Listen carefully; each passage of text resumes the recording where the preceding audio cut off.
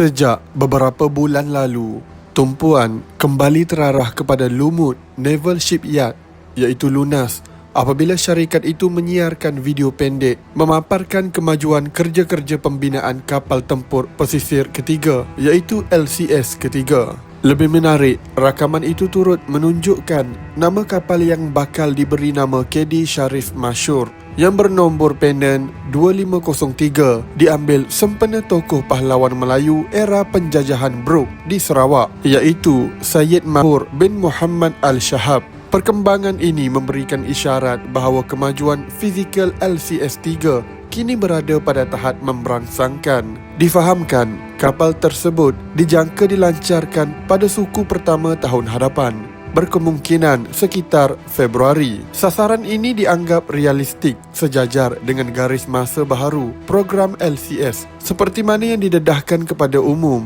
oleh pihak Lunas. Berdasarkan jadual tersebut, kapal LCS-1 iaitu KD Maharaja Lela dijangka diserahkan kepada TLDM pada Ogos 2026 selepas fasa ujian pelabuhan dan ujian di laut. Kapal LCS-2 iaitu KD Raja Muda Nala yang telah dilancarkan pada 3 Julai 2025 pula diletakkan sasaran penyerahan pada April 2027. Seterusnya adalah pembinaan LCS-3 hingga LCS-5 yang diteruskan secara berperingkat-peringkat dengan penyerahan dijangka setiap 8 bulan selepas tahun 2027. Walaupun LCS-3 memperlihatkan perkembangan pesat, persoalan besar yang kekal adalah di manakah kedudukan LCS-1 iaitu kapal utama yang menjadi asas keberjayaan keseluruhan projek ini. LCS-1 sepatutnya telah menjalani ujian penerimaan di laut pada Oktober lalu, namun ditangguhkan ke November sebelum beralih ke Disember. Kini sudah masuk tahun baharu. Ia menimbulkan tanda tanya sama ada jadual itu akan benar-benar dapat dipenuhi. Berdasarkan gambaran fizikal pada kapal menunjukkan belum ada sistem persenjataan dipasang. Sebagai kapal pertama dan platform rujukan, KD Maharaja Lela membawa beban harapan paling besar. Pihak industri menyedari bahawa kejayaan LCS-1 bukan sekadar penyempurnaan sebuah kapal, tetapi lebih daripada itu. Program LCS-1 adalah penentu kebolehsanaan fasa integrasi sistem tempur untuk seluruh kelas LCS. Paling kritikal adalah stigma umum terhadap kegagalan projek LCS yang telah berlarutan lebih 11 tahun. Walaupun umum mengetahui proses pembinaan sesebuah kapal perang bukan mudah kerana prosesnya yang kompleks dan tahap pemilikan teknologi pembuat, namun kegagalan sebelumnya telah memberi imej negatif. Sebab itu LCS-1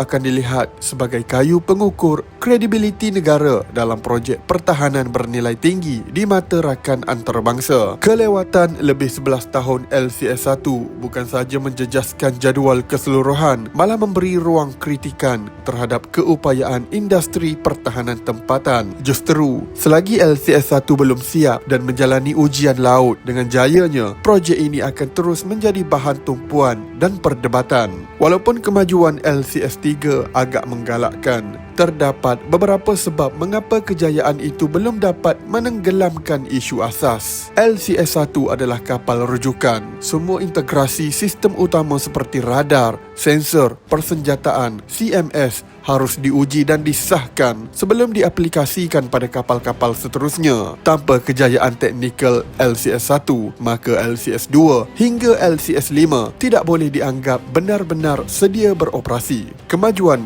kapal ketiga tidak dapat menutup kelemahan asas sekiranya kapal pertama masih tidak siap. Keyakinan kerajaan, TLDM dan umum juga bergantung kepada hasil kapal pertama. Kelewatan LCS-1 bermakna TLDM masih belum dapat meningkatkan kemampuan tempur laut secara signifikan. Dengan perairan serantau semakin kompleks terhadap LCS, kehadiran LCS amat kritikal. Walaupun sentimen umum terhadap projek ini pernah terjejas, perkembangan visual seperti video pembinaan LCS-3 sedikit sebanyak memulihkan keyakinan.